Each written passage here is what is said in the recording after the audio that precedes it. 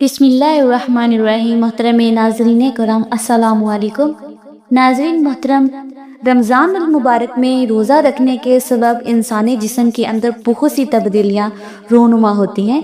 इंसान का मैदा 11 महीने काम करने के बाद जब एक महीना रेस्ट करता है तो उसके तमाम अज्जा में एनर्जी पैदा हो जाती है, जिसकी वजह से इंसान बहुत सी बीमारियों से बच जाता है। मुहतरम नाज़रीन इकराम, रमज़ान के महीने में ना सिर्फ हमारी ग़िज़ाई मामलात तब्दील हो जाते हैं, बल्कि पूरा दिन जिस्म को गर्मी, प्यास और भूख से महफूज रखने के लिए सहरी के वक़्त दही का इस्तेमाल जादुई तासीर का हामिल है। सहरी के वक़्त दही का इस्तेमाल हर घर के अंदर किया जाता है, मगर आज की इस वीडियो में दही के सबब होने वाली हज़ारों अमवात के बारे में बताएंगे और इस वीडियो में ये भी बताया जाएगा कि दही खाते वक़्त ऐसी कौन सी गलती है कि जो बहुत से लोग जाने अनजाने में करते वक़्त मौत के मुंह में भी जा सकते हैं। तो नाजरीन, इस गलती के बारे में ज़रूर जान लीजिए कि कहीं ऐसा ना हो कि आप भी जाने अनजाने में ऐसी गलती कर लें और फिर बाद में पछताना पड़ जाए। आपसे गुजारिश है कि ये सब जानने के लिए वीडियो को आखिर तक ज़रूर देखिएगा। और वीडियो में आगे बढ़ने से पहले अगर आपने अभी तक चैनल को सब्सक्राइब नहीं किया तो अभी सब्सक्राइब कर लें। नाजरीन, हमारे प्यारे नबी मोहम्मद मुस्तफ़ा सल्लल्लाहु अलैहि वसल्लम ने इरशाद फरमाया कि सहरी खाना हमारे और अहले किताब के दरमियान फ़र्क है। फिर आप सल्लल्लाहु अलैहि वसल्लम ने फरमाया, अल्लाह रब्बुल इज़्ज़त सहरी करने वालों पर रहमत फरमाता है और फरिश्ते उसके लिए रहमत की दुआएं करते हैं। एक सुहाबी नबी करीम सल्लल्लाहु अलैहि वसल्लम के पास हाजिर हुए तो नबी करीम सल्लल्लाहु अलैहि वसल्लम उस वक़्त सहरी तनावुल फरमा रहे थे। आपने उस सहाबी से फरमाया कि सहरी का खाना बाबरकत है, ये अल्लाह सुब्हानहू व तआला ने तुम्हें अपने फजल से अता किया है, लिहाजा इसको मत छोड़ो। मालूम हुआ कि सहरी के वक़्त खाना खाने में बरकत और फजीलत है। नाजरीन, सबसे पहले सहरी के वक़्त दही खाने के फ़ायदे जान लीजिए। उसके बाद उस गलती के बारे में भी बात करेंगे जो बहुत से लोग दही खाते वक़्त करते हैं। नबी करीम सल्लल्लाहु अलैहि वसल्लम की ग़िज़ा में पसंदीदा तरीन अशिया में दूध, खजूर, कद्दू गोश्त, सिरका और इंजीर शामिल है। नबी करीम सल्लल्लाहु अलैहि वसल्लम को दूध बहुत ज़्यादा पसंद था। आप सल्लल्लाहु अलैहि वसल्लम अक्सर गाय और बकरी का दूध नोश फरमाते। दूध में मौजूद आयरन, कैल्शियम और विटामिन इंसानी जिस्म के लिए बहुत फ़ायदेमंद है। दूध इंसानी हड्डियों के लिए भी इंतहाई फ़ायदेमंद है। आँखों की बीनाई के लिए भी बेहद मुफीद है।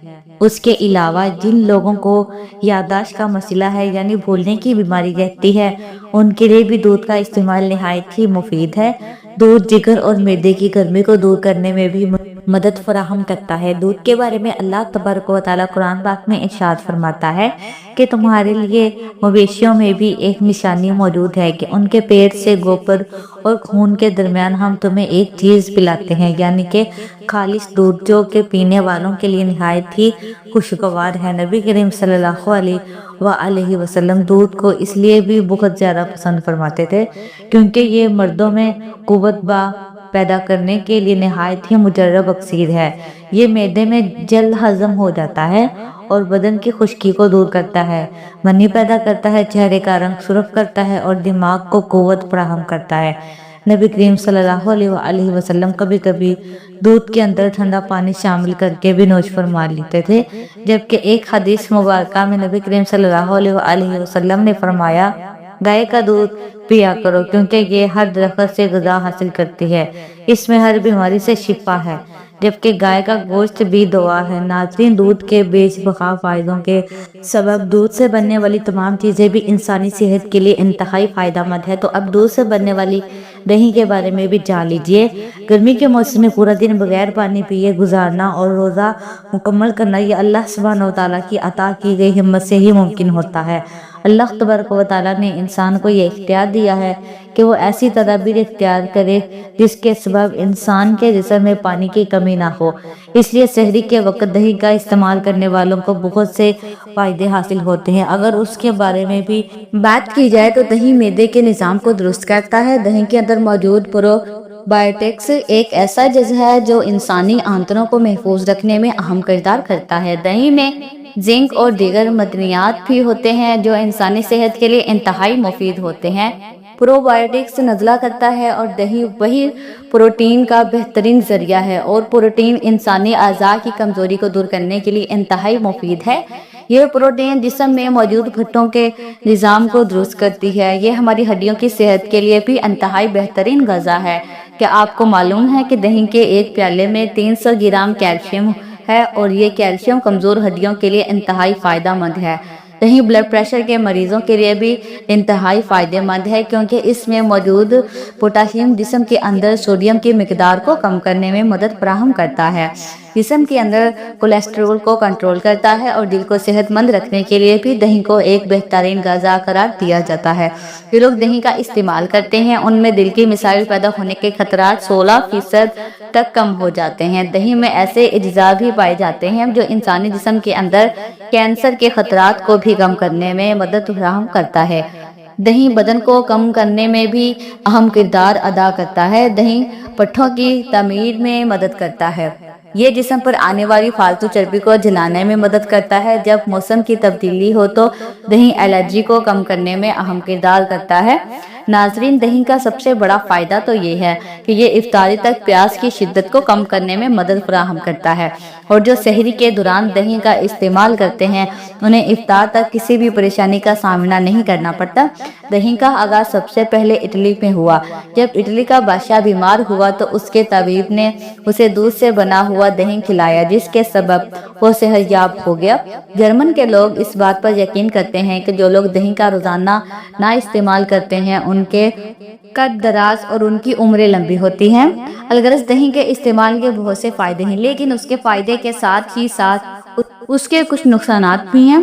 ان میں سے سب سے بڑا اور قابل ذکر نقصان یہ ہے کہ سحری میں وقت کی کمی کے سبب لوگ جلدی سے دہی کھانے کے بعد اوپر سے فوراً چائے پی لیتے ہیں، یعنی کھانا کھانے کے بعد ایک پیالہ یا دودھ پیالے دہی کھا لیا اور اس کے بعد فوراً کی گرما گرم چائے بھی پی لی، تاکہ کھانے کے تمام اجزاء پورے ہو جائیں اور کسی چیز کی کمی باقی نہ رہے۔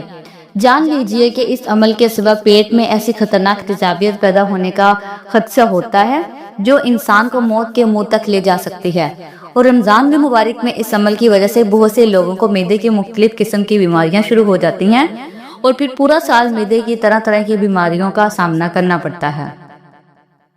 جو لوگ دہی کے فوراً بعد گرما گرم چائے کا استعمال کرتے ہیں تو وہ نہیں جانتے کہ ان کے اس عمل کی وجہ سے انہیں کون سی بیماریوں کا سامنا کرنا پڑ سکتا ہے۔